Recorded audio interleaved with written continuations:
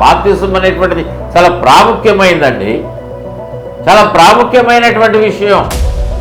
దానిని ఎవరు నిర్లక్ష్యము చేయవద్దు, నిర్లక్ష్యం చేయవద్దు. అయితే ఒక మాట మన హృదయంలో కలుగుతూ ఉన్నది. అసలు బాప్తిజం ఎందుకు, బాప్తిజం ఎందుకు తీసుకోవాలి? బాప్తిజం తీసుకుంటేనే పరలోకంలోనికి వెళ్తామా? ప్రభువుని నమ్మితే చాలదా? ప్రభువుని నమ్మినట్లే ఇతర దేవతలు దేవుళ్ళు ఉన్నారు కదా, వాళ్ళని కూడా మేము నమ్ముకుంటే నష్టమా?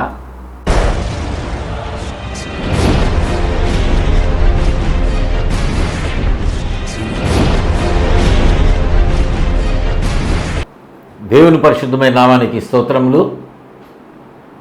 కర్మేలు అగ్ని అనే మా ఈ కార్యక్రమాన్ని వీక్షించడానికి, మరోసారి దేవుని యొక్క వాక్యం వినడానికి, మరోసారి మమ్మల్ని మీ యొక్క కుటుంబాల్లోనికి ఆహ్వానించినందుకు మీ అందరికి కూడా ప్రభునామమున హృదయపూర్వకమైన వందనాలు తెలియజేస్తూ ఉన్నాం.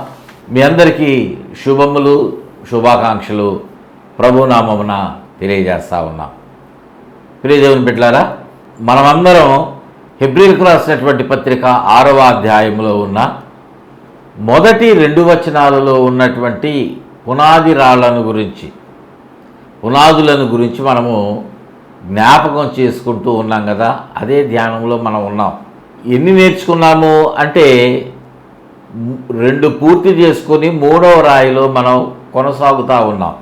ఇదేంటన్నా ఇన్ని వారాలుగా లేకపోతే ఇన్ని రోజులుగా చెప్తా ఉన్నారు, ఇంకా ఈ 6 రాళ్ళు పూర్తవలేదా?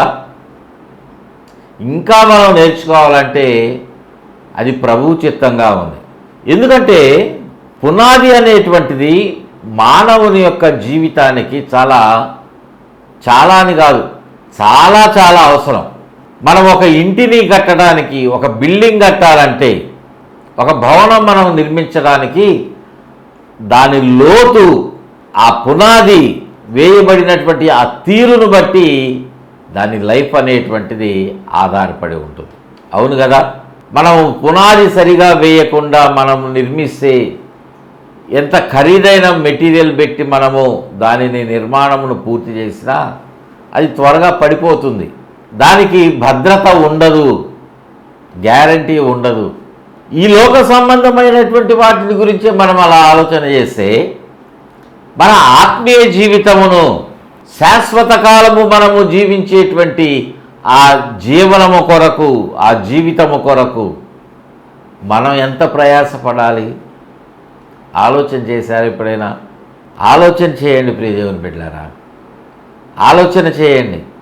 ఈ లోకములో 70-80 సంవత్సరాలు బ్రతుకుతాం మనం, కానీ దేవుని సన్నిధిలో మనం ఉండేటువంటి ఆ కాలము అంతము లేని కాలము.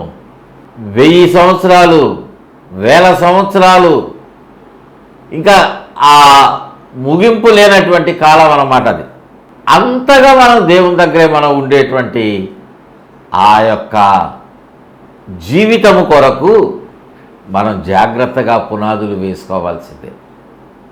అందులో భాగంగా మనము బాప్తిస్మములను గురించిన బోధను మనము ఆ పునాదిని గురించి వింటూ ఉన్నాం, నేర్చుకుంటున్నాం.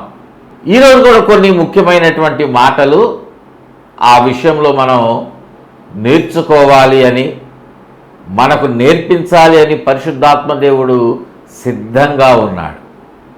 మరి మీరు సిద్ధంగా ఉన్నారా వినడానికి? నేను సిద్ధంగా ఉన్నానా? ఒకవేళ ఏదైనా తేడా ఉంటే ప్రార్థనాపూర్వకంగా సిద్ధపడండి.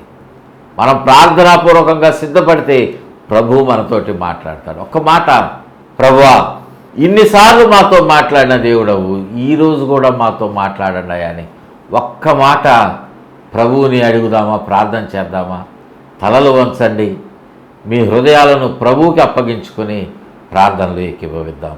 ప్రేమ కలిగిన తండ్రి, మహాపరిశుద్ధుడా, ఈ పునాది రాయిని గురించి కూడా, బాప్తిస్మములను గురించిన బోధ అనేటువంటి పునాది మాకు అవసరమైనది కనుక ప్రాముఖ్యమైన విషయాలను నెమ్మదిగా మీరు మాకు బోధిస్తూ ఉన్నారు.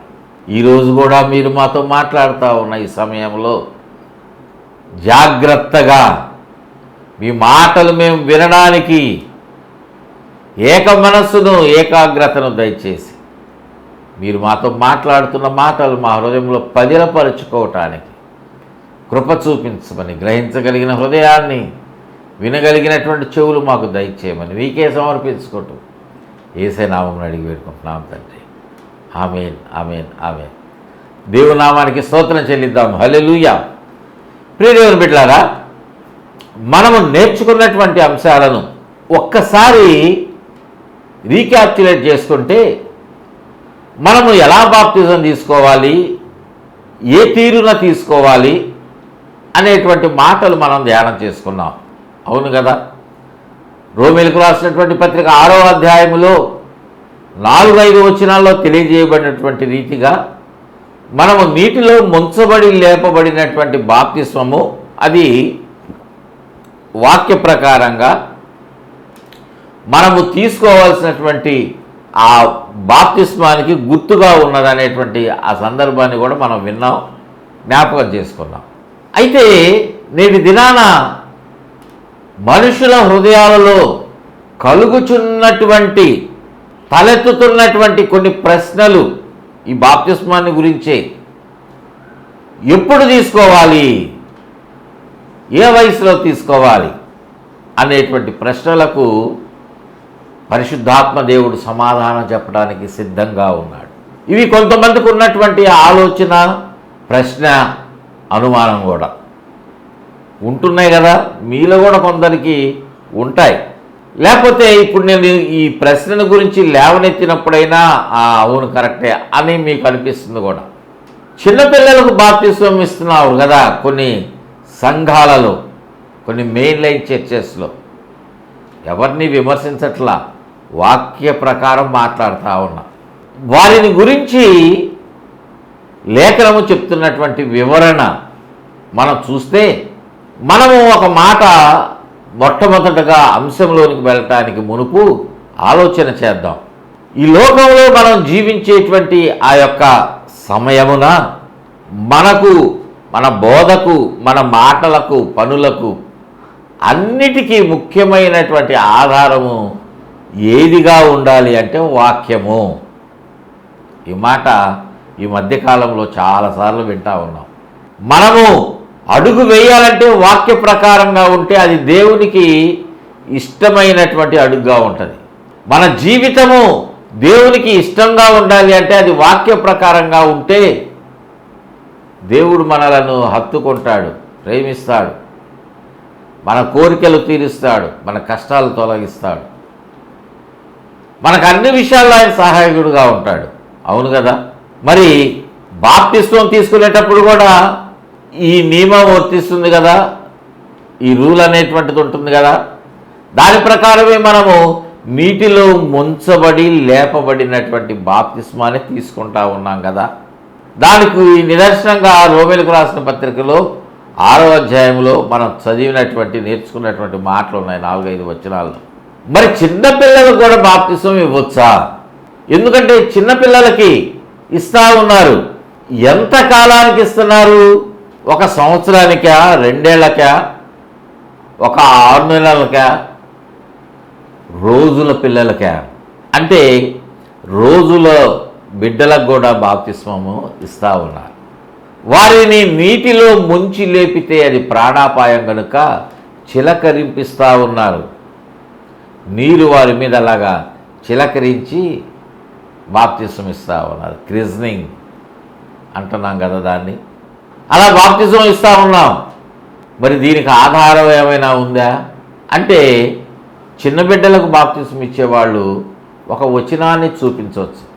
చూడండి, మార్కు సువార్త 10వ అధ్యాయంలో 13-14 వచనాలు మనము చదివినట్లయితే ఒక శ్రేష్టమైనటువంటి అంశము వ్రాయబడింది. చూడండి, చదువుతున్నాను. వ్రాసుకుంటున్నారా నోట్స్? కొంతమందికి ఈ అలవాటు ఉన్నది, రాసుకుంటున్నారు. కొంతమంది మాకు అలవాటు లేదండి, మేము వింటాం అనుకుంటే వినండి, మంచిదే, కానీ విని విడిచిపెడతా ఉంటారు. అందుకని రాసుకోండి. మీరు మరలా ఈ మాటలు మీరు ధ్యానం చేసుకోవటానికి, మీరు అట్లా నేర్చుకుంటామంటే పరిశుద్ధాత్మ దేవుడు మరికొన్ని మాటలు మీకు బయలుపరచడానికి చాలా అవకాశం ఉంది. చదువుతున్నాను చూడండి. మార్క్స్ వార్త 10వ అధ్యాయము 13వ వచనము 14వ వచనము చదువుతున్నా. తమ చిన్న బిడ్డలను ముట్టవలెనని కొందరు ఆయన యొద్దకు వారిని తీసుకుని వచ్చిరి. అయితే శిష్యులు వారిని తీసుకుని వచ్చిన వారిని గద్దించిరి. యేసు అది చూచి కోపపడి, చిన్న బిడ్డలను నా యొద్దకు రానియ్యుడి, వారిని ఆటంకపరచవద్దు, దేవుని రాజ్యము ఇలాంటి వారిదే. ప్రియ దేవుని బిడ్డలారా, మనం చదివినటువంటి ఈ వచన భాగంలో కొన్ని శ్రేష్టమైనటువంటి అంశాలు వ్రాయబడ్డాయి. పరిశుద్ధాత్మ దేవుడు మనకు వాటిని చాలా వాటి ద్వారా వ్రాయబడినటువంటి చదవబడినటువంటి మాటల ద్వారా ఎన్నో మాటలు నేర్పించడానికి ఆయన ఇష్టపడతా ఉన్నాడు. మనం వినటానికి ఇష్టపడాలి. మొట్టమొదట ఈ సందర్భాన్ని ఒకసారి మనం జ్ఞాపకం చేసుకుంటే, యేసుక్రీస్తు వారు పరిచర్య చేస్తూ ఉన్నప్పుడు ఆయన దగ్గరకు చాలామంది వస్తూ ఉన్నారు కదా. చాలామంది ప్రభువారి దగ్గరకు వచ్చి ఆయనతో బ్లెస్సింగ్స్ తీసుకుంటా ఉన్నారు. ఒక గొప్ప సేవకుడు మన మందిరానికి వచ్చారనుకోండి, మనం ఉన్న ప్రాంతానికి, మనం ఏం చేస్తాం? ప్రార్థన చేయండి పాస్టర్ గారు, నా కోసం, అయ్యగారు మా కోసం ప్రార్థన చేయండి అని మనం వినయంగా ఆ సేవకుని దగ్గర ఉంటాం కదా. మన ప్రార్థనా అంశాలు చెప్తాం, ప్రార్థన చేయించుకుంటాం, వారి బ్లెస్సింగ్స్ తీసుకుంటాం. వారు గొప్పవాళ్ళైతే షేక్ అండ్ ఇస్తే చాలా సంతోషపడతాం. అట్లాగే నాటి దినాన ప్రభువారిని గురించినటువంటి ఆ పేరు, ఆయన కార్యాలు, జరిగిస్తున్న కార్యాలు చూసి అనేక మంది ఆయన దగ్గరకు వస్తున్నారు. ఆయన దగ్గరకు వారు రావడమే మాత్రమే కాదు, కానీ వారి బిడ్డలను కూడా తీసుకొస్తా ఉన్నారు. నేటి దినాన కూడా మనం మన బిడ్డలను మందిరానికి తీసుకెళ్తున్నాం, సేవకులతో ప్రార్థన చేస్తూ ఉన్నాం. అట్లనే నాటి దినాన ఉన్నటువంటి ఆ జనసమూహము, ప్రజలు ప్రభువారి దగ్గరకు చిన్న బిడ్డలను తీసుకుని వస్తూ ఉంటే ఆయన శిష్యులు, లేఖనంలో వ్రాయబడింది కదా, అదే మాట కదా, ఆయన శిష్యులు ఆ బిడ్డలను వారి దగ్గరకు, ప్రభువారి దగ్గరకు తీసుకుని వస్తూ ఉంటే ఆటంకపరుస్తూ ఉన్నారంట. ఆటంకం కలిగిస్తూ ఉన్నారు. ఆగండి, ప్రభువారి దగ్గరకు తీసుకొస్తున్నారేంటి, ప్రభువారి దగ్గరకు మీరు ఎందుకు తీసుకొస్తారు, కొంచెం ఆగండి అని ఆటంకము కలుగు చేస్తూ ఉన్నారు. ప్రభువారు కూడా నన్ను డిస్టర్బ్ చేయొద్దు, నా దగ్గరికి ఎవరిని పంపించొద్దు అని అనలా. వాళ్ళే ఆ సొంత నిర్ణయంతో అలా చేస్తూ ఉన్నారు. అది ఈరోజు కూడా జరుగుతూ ఉంది. కొంచెం పేరు పొందినటువంటి సేవకులు, దేవుని యొక్క ఆత్మచేత అభిషేకించబడినటువంటి అనుభవంలో ఉన్నటువంటి వారు, వరములతో అభిషేకించబడినటువంటి వారు, మాకు కొంచెం రెస్ట్ కావాలి, మేము పరిచర్య చేసాం ఇప్పటిదాకా అని విశ్రాంతిని కోరుకుంటా ఉన్నారు. ప్రభు కంటే మనం విస్తారమైన పరిచర్య చేస్తున్నామా? 3 గంటలు దేవుని సన్నిధిలో పరిచర్య చేస్తే ఎంతసేపు విశ్రాంతి తీసుకుంటున్నాం? కానీ ప్రభువారు అలా కాదు, రాత్రంతా దేవుని సన్నిధిలో ప్రార్థనలో ఉన్నారు. కొండ ప్రాంతానికి వెళ్ళి పగలంతా పరిచర్య చేశారు. రాత్రంతా ఆయన మరలా తండ్రి దగ్గర కనిపెట్టుకొని ప్రార్థన చేస్తూ ఉన్నారు. ఇది దేవుని యొక్క చిత్తములో ఉన్నటువంటి యేసయ్య జీవితము. యేసుక్రీస్తు వారు ఇలాగా జీవించారు కదా. అందుకే ఆయన ప్రయాణమై వెళ్తూ ఉన్నప్పుడు దోణిలో అలసిపోయి అట్లాగా ఒక కునుకు తీస్తూ ఉన్నారు. ఎందుకంటే నిద్ర లేని రాత్రులు కదా ప్రభువారి. ఆ పరిచర్య నేటి దినాన చేస్తున్న సేవకులు ఫింగర్ టిప్స్ మీద లెక్క పెట్టొచ్చేమో, కానీ అంతా సుఖంగా ఉంటా ఉన్నారు. చాలామంది విమర్శగా అట్లా వాస్తవం చెప్తా ఉన్నారు. వారు కొంచెం నేను పడుకుంటానని చెప్తున్నారు నేటి దినాన, కానీ ప్రభువారు ఏం చేస్తూ ఉన్నారు? తన శిష్యులను ఏం చేశారు? అక్కడ వ్రాయబడినటువంటి ఆ వచనాన్ని 13వ వచనంలో మనం చూస్తే, అయితే శిష్యులు వారిని తీసుకొని వచ్చిన వారిని గద్దించిరి. శిష్యులు ఏ తల్లిదండ్రులైతే తీసుకొస్తా ఉన్నారో వారిని గద్దించారంట, మీరు ప్రభు దగ్గర తీసుకురావు దాగండి అని. అయితే 14వ వచనం ప్రారంభంలో వ్రాయబడిన మాట చూసారా? యేసు అది చూచి కోపపడి, దేవునికి స్తోత్రం చెల్లిద్దాం, హల్లెలూయా. శిష్యులు అట్లా గద్దించడం చూసి యేసయ్య వారిని కోపముతో గద్దించారంట. కోపంతో గద్దించారంటే వారు ప్రభువుకి నచ్చని పని చేశారు. ఏంటది?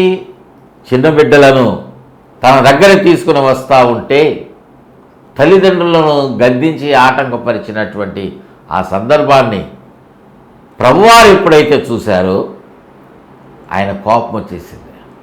శిష్యులనైనా గద్దించి కోపంతో గద్దించారు. చిన్నపిల్లలు నా ఎదుకు రానివ్వండి, వారిని ఆటంకపరచవద్దు అని ప్రభు తెలియజేశారు. ప్రియ దేవుని బిడ్డలారా, మనం చదివినటువంటి ఆ 14వ వచనాన్ని మరొకసారి చూస్తే అక్కడ ప్రభువారు అంటున్నారు, యేసు అది చూచి కోపపడి, చిన్న బిడ్డలను నా ఎదుకు రానియండి, వారిని ఆటంకపరచవద్దు. దేవునికి మహిమ కలుగును గాక, హల్లెలూయా. ప్రియ దేవుని బిడ్డలారా, యేసు వారిని కోపంతో మాట్లాడారు. చిన్న బిడ్డలను నా ఎదుకు రానివ్వండి. ఈ సందర్భాన్ని బట్టి ప్రభువు మనకు కొన్ని మాటలు నేర్పించడానికి ఇష్టపడతా ఉన్నాడు. జాగ్రత్తగా విందాం. ప్రభువు కోపడ్డారు అంటే వారు శిష్యులనే కదా ఆయన కోపడింది. ఆయనతో పరిచర్యలో పాల్గొంటున్నటువంటి వారే, ఆయన ఎక్కడికి వెళితే అక్కడకు వెంబడిస్తున్నటువంటి వారే, ప్రభు యొక్క కార్యాలు చూస్తున్నటువంటి వారే, ప్రభువుని వెంబడిస్తూ ఆయన బోధలు వింటున్నటువంటి అనుభవంలో ఉన్నటువంటి వారే వాళ్ళు. కానీ వారు యేసయ్య మనసును గుర్తించలేకపోతా ఉన్నారు. వారు ప్రభువుతో నడుస్తూ ఉన్నా ప్రభు వారిని కోపడ్డారు అంటే, కోపంతో మాట్లాడారు అంటే, దేవునికి ప్రభువుకి ఇష్టం కాని కార్యము వారు చేస్తేనే కోపడతారు కదా ప్రభు. ఆయన ప్రేమ కలిగినటువంటి వాడు, చాలా ఆప్యాయత చూపించేటువంటి స్వభావము లక్షణము ఆయన కలిగినటువంటి వాడు. అటువంటి ప్రభువారు కోపంతో మాట్లాడుతూ ఉన్నారు. వారిని ఆటంకపరచవద్దు, రానియండి అంటుంటే వారిని దగ్గరకు తీసుకోవటం అనేది ప్రభువుకి ఇష్టమైనటువంటి పని. ప్రభువుకి ఇష్టమైనటువంటి కార్యము మన జీవితాలలో మనము చేయకుండా మనము జరిగించడానికి ఆటంకము కలుగజేస్తే, నాటి దినాన శిష్యులనే ఆయన కోపంతో ఎట్లాగా గద్దించారో, నేటి దినాన నిన్ను నన్ను మనలందరినీ కూడా ఆయన తప్పనిసరిగా గద్దిస్తాడు. ఎందుకంటే వారు శిష్యులు కావచ్చు, మనము ప్రభు యొక్క శిష్యులుగా చేర్చబడుతున్నటువంటి అనుభవంలో ఉండొచ్చు, లేఖనాల ప్రకారమే మనము బాప్తిజం పొంది లేఖనాలలోనే మనం నడుస్తున్నటువంటి అనుభవంలో ఉండొచ్చు. విపరీతంగా మనము కానుకలను దేవునికి సమర్పించుకోవచ్చు. కృతజ్ఞత అర్పణలు కానివ్వండి, ప్రత్యేక కానుకలు కానివ్వండి, దశంభాగాలు, రకరకాల కానుకలు అన్నీ మనం దేవుని మందిరంలో ఇస్తూ ఉన్నాం, శ్రేష్టమైనవి. కానీ దేవుని సన్నిధిలో మనము ఉండకపోయినా, ఆయన వాక్యానికి వ్యతిరేకంగా మనం నడిచినా ఆయన కోపం వస్తుంది. ప్రియ దేవుని బిడ్డలారా, మనం ఆయన సన్నిధిలో కనబడపోతే అది ఆయన కోపమే. ఆయన మాట్లాడుతుంటే ఆయన మాట వినపోతే ఆయన కోపమే. ముఖ్యమంత్రి గారు, కలెక్టర్ గారు, అధికారులు ఉన్నారు కదా, వారు వచ్చి మాట్లాడుతుంటే మనం ఎలా వినాలి? జాగ్రత్తగా చెవులు రిక్కించి వింటాం. మరి వీళ్ళందరినీ తయారు చేసినటువంటి దేవుని యొక్క మాట, సర్వ సృష్టికర్త మాట, విశ్వ సృష్టికర్త మాట మనం ఎలా వినాలి? ఇంకెంత జాగ్రత్తగా వినాలి? ఆయన మాట మన జీవితాలను మార్చివేస్తుంది కదా.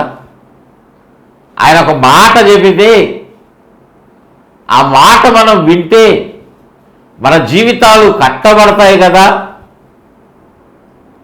అవునా కదా? ప్రియ దేవుని బిడ్డలారా, మన జీవితాలు మార్చబడటానికి, మన జీవితాలు సత్యన స్థితిలో ఉంటే ఆయన మాట మనలను బ్రతికిస్తుంది, ఆయన మాట మనలను లేవనెత్తుతుంది. లాజరు బయటికి రా అని పేరు పెట్టి పిలిచారు కాబట్టి లాజరు ఒక్కడే సమాధిలోంచి బయటకు వచ్చాడు. లేకపోతే సమాధుల్లో ఉన్న వాళ్ళందరూ ఎన్ని వేల మంది వచ్చేసేవాళ్ళు, ఎన్ని కోట్ల మంది వచ్చేవాళ్ళు కదా. ప్రియ దేవుని బిడ్డలారా, అంత పవర్ఫుల్ వర్డ్ ప్రభుది, శక్తివంతమైన మాట, జీవం కలిగినటువంటి మాట. ఆయన మాట మనం వినాలి, దాని ప్రకారం నడుచుకోకపోతే ఆయనకు కోపం వస్తుంది. ప్రభు అంటున్నారు, వారిని నా యుద్ధకు రానివ్వండి, ఆటంకపరచవద్దు అని చెప్పినటువంటి వారుగా ఉన్నారు. మనం ప్రభు యొక్క కార్యాలు మనం చేయాలి. మనకు చేత కాకపోతే చేసేవారిని ఆటంకపరచకుండా వారిని ప్రోత్సహించాల్సిందే, అది మన బాధ్యత. ఎందుకు ఈ మాటలు చెప్పారంటే, చాలామంది ఆటంకం కలుగు చేస్తూ ఉన్నారు. ఆయన శిష్యుల్లాగా ఉండి ఆ స్థితిలో నుండి మనం దూరం కావాలి. మెట్టుకు మనము అంశములో మరొక అడుగు వెళ్ళినట్లయితే, యేసుక్రీస్తు వారు వారిని గద్దించారు అనేటువంటి మాట వ్రాయబడింది. చిన్నపిల్లలను నా యొద్దకు రానివ్వండి, ఇలాంటి వాళ్ళదే పరలోక రాజ్యం, దేవుని రాజ్యం అని ప్రభువు మాట్లాడారు. ఈ వాక్యాన్ని ఆధారం చేసుకొని చిన్న బిడ్డలకు మేము బాప్తిజం ఇస్తున్నాం అని చెప్పేటువంటి వారు కొంతమంది ఉన్నారు. ఏంటండి చిన్నపిల్లలు బాప్తిజం ఇస్తున్నారంటే ఈ మాటే వాళ్ళు చూపిస్తారు. ప్రియ దేవుని బిడ్డలారా, ఇక్కడ ఒక ముఖ్యమైనటువంటి మాట మనం జ్ఞాపకం చేసుకొని ముందుకు వెళ్ళాలి. మనం బాప్తిజం అనేటువంటిది ఎప్పుడు తీసుకోవాలి, ఎందుకు తీసుకోవాలి, దాని ముఖ్యమైన ఉద్దేశం ఏంటి అనేటువంటిది ఒక మాట మనము లేఖనాల్లో గడిచినటువంటి ఎపిసోడ్స్లోనే మనం విన్నాం. అయినా మరొకసారి ఆ మాట మనలా చదువుకుందాం.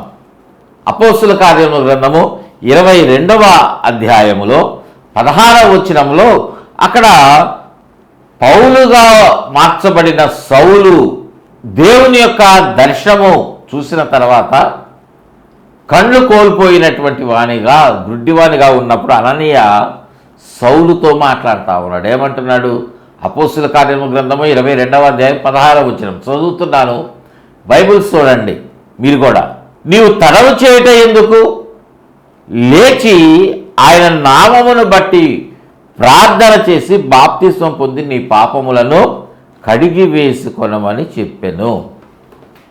ఇది 16వ వచనంలో వ్రాయబడిన మాట. బాప్తిజం పొందడానికి నువ్వు తడవ చేయొద్దు, ఆలస్యం చేయొద్దు. కానీ ఎందుకు ఇంకా ఆలస్యం చేస్తున్నావు?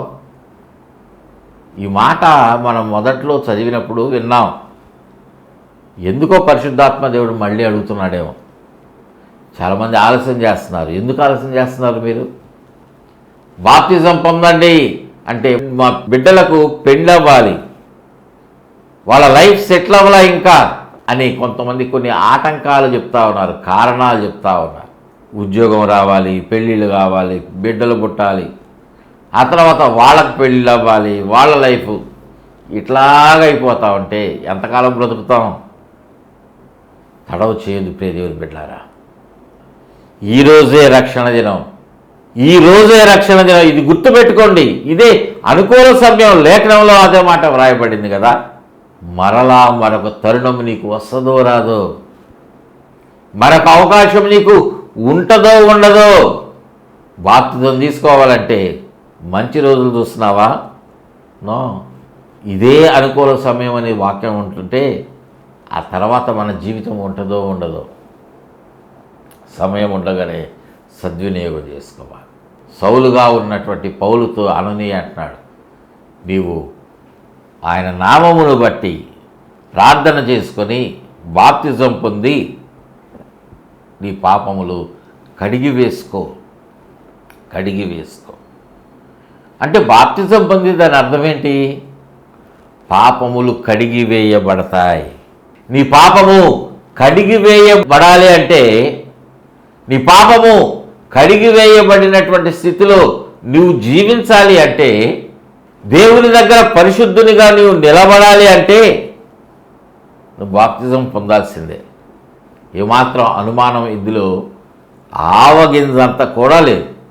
0.00001% కూడా లేదు. కాబట్టి నువ్వు బాప్తిజం పొందితే నీ పాపాలు కడిగివేయబడతాయి. ఇంకెందుకు ఆలస్యం చేస్తున్నారు? మీరు తప్పు చేశారు, మీకు తెలుసు. తెలియకుండానే కొన్ని తప్పులు చేస్తూ ఉన్నారు, తెలిసి చాలా చేస్తూ ఉన్నాం. వాటిలోంచి విముక్తి పొందకపోతే పాపం వల్ల వచ్చేటువంటి జీతం మరణము. దేవుని యొక్క ఆజ్ఞను, ఆయన మాటను అధిగమిస్తే అది మరణము, నిత్య మరణము, జీవం లేని మరణం. దేవుని బిడ్డలారా, ఆ స్థితి మనకొద్దు. ఆ స్థితి మనము లేకుండా ఉండాలంటే లేఖనం నీతో మాట్లాడినటువంటి ప్రకారంగా ఆలస్యం చేయకుండా పాప క్షమాపణ పొంది బాప్తిజం పొందుకో. దేవుని బిడ్డలారా, బాప్తిజం పొందితే మనం రక్షించబడతాం. అయితే అపోస్తుల కార్యముల గ్రంథము 2వ అధ్యాయము 38వ వచనంలో అక్కడ పేతురు, అపోస్తలులు కొంతమంది ఆ మేడగదిలో ఉన్నటువంటి వారు వచ్చి పేతురు యొక్క మాటలు విని, ఆయన సుదీర్ఘమైన ప్రసంగం చేసినటువంటి ఆ ప్రసంగం విని, అయ్యా మేమేం చేయాలి ఇప్పుడు అనేటువంటి ప్రశ్న అపోస్తలులు అడిగినప్పుడు వాళ్ళు చెప్పారు. 38వ వచనంలో తెలియజేయబడిన రీతిగా మీరు మారు మనస్సు పొంది పాప క్షమాపణ నిమిత్తం మీరు బాప్తిజం పొందండి. ఈ అపోస్తల కార్యముల గ్రంథము 2వ అధ్యాయం 38లో పేతురు, అపోస్తలులు వారితో మాట్లాడినటువంటి మాట, మీరు మారు మనస్సు పొందండి, పాప క్షమాపణ నిమిత్తం మీరు బాప్తిజం తీసుకోండి. ఎందుకు బాప్తిజం తీసుకోవాలి? పాప క్షమాపణ నిమిత్తము. దీనిని గురించి మొదట్లో ఈ పునాది రాళ్ళను గురించి చెప్తున్నప్పుడు ఈ అంశాన్ని చాలా క్లియర్గా మీకు చెప్పా. మీరు యూట్యూబ్లో చూడండి. ఈ అంశాలు మీకు ఒకవేళ ఇప్పుడే మీరు ఈ మాటలు వింటే మీకు అర్థమవుతాయి. అవి విన్నట్లయితే పాప క్షమాపణ మనం పొందాలి. పాప క్షమాపణ పొందాలంటే దానికి ముందు మనం చేయాల్సింది ఏంటి? మారు మనస్సు పొందాలి. మారు మనస్సు పొందుతున్నామా మనం? అంటే బాప్తిజం తీసుకోవడానికి ముందు మనం ఏం చేయాలి? మారు మనస్సు పొందాల్సిందే. స్తోత్రం నాయన, స్తోత్రములు మా తండ్రి. ప్రభువా మీకు వందనాలు, స్తోత్రాలు మా ప్రభువా. నాయన, నిన్న నేడు నిరంతరము ఏకరీతిగా ఉంటూ మీ కృపాక్షేమములు మాకు తోడుగా ఉంచి మేమందరము మీ కృపను బట్టి మీ పాదముల చెంత మరొకసారి చేరి మీ మాటలు వినే కృప మాకు ఇచ్చారు.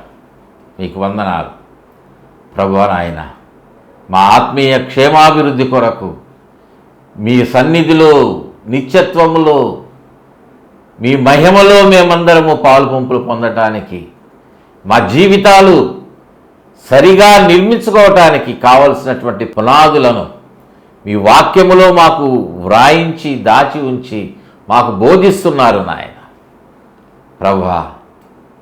అందులో భాగంగా బాప్తిస్మములో గూర్చినటువంటి బోధ అనేటువంటి 3వ పునాది రాయి మీద మా జీవితాలు కట్టబడటానికి కృపనిచ్చారు ప్రభువా. మేమందరము మీ పాద సన్నిధిలో నిలవడానికి కృపనిచ్చిన దేవా, మా జీవితాలను కొనసాగించండి నాయన. వాక్య ప్రకారముగా మారు మనసు, పాప క్షమాపణ పొందినటువంటి బాప్తిస్మమును వాక్య ప్రకారముగా మేము తీసుకుని బలపరచబడి ముందుకు కొనసాగి మీతో నడిచేటువంటి ఆ కృపను మాకు దయచేయండి, బలమును దయచేయండి. ఈ మాటలు వింటున్నటువంటి ప్రతి ఒక్కరిని మీరు జ్ఞాపకం చేసుకోండి. పేరు పేరున వారిని, వారి బిడ్డలను, కుటుంబాలను ప్రభువా ప్రతి ఒక్కరిని జ్ఞాపకం చేసుకోండి నాయన. చేరి వచ్చిన ప్రతి ఒక్కరిని కొరకు ప్రార్థిస్తూ ఉన్నాం. అనారోగ్యంతో ఎందరైతే ఉన్నారో నాయన వారికి సంపూర్ణమైన ఆరోగ్యమును మీరు దయచేయండి నాయన. శరీరంలో ఉన్నటువంటి బలహీనతలన్నింటినీ యేసునామములో విడుదల ప్రకటిస్తూ ఉన్నాము నాయన. మీ అగ్నితో ప్రతి ఒక్క వ్యతిరేకతను కాల్చివేస్తూ ఉన్నాం. బలహీనత నుండి విడుదల కలుగజేసి బలమును దయచేయండి నాయన. సంపూర్ణమైన ఆరోగ్యం దయచేయండి ప్రభువా. నా తండ్రి నాయన, ఎందరైతే మా ప్రభువా నాయన వివాహముల కొరకు ఎదురు చూస్తున్నారు, ప్రతి యవన బిడ్డను మీరు జ్ఞాపకం చేసుకుని వివాహ వ్యవస్థ ఏర్పాటు చేసిన దేవుడవు. వారిని ప్రభువా నాయన వారి జీవితాలను మీరు ఆశీర్వదించమని వేడుకుంటున్నాం. ఉద్యోగముల కొరకు ఎదురు చూస్తున్న వారిని మీరు ఆశీర్వదించండి. మంచి ఉద్యోగాలను మీరు దయచేయండి నాయన. ప్రభువా మా తండ్రి, ప్రతి ఒక్కరిని మీకు సమర్పిస్తున్నాం. దురాత్మల చేత పీడించబడుతున్నటువంటి వారిని, సమస్యల చేత బాధించబడుతున్నటువంటి వారిని యేసు రక్తములో, యేసు నామములో విడుదల ప్రకటిస్తూ ఉన్నాం నాయన. Yes mighty lord.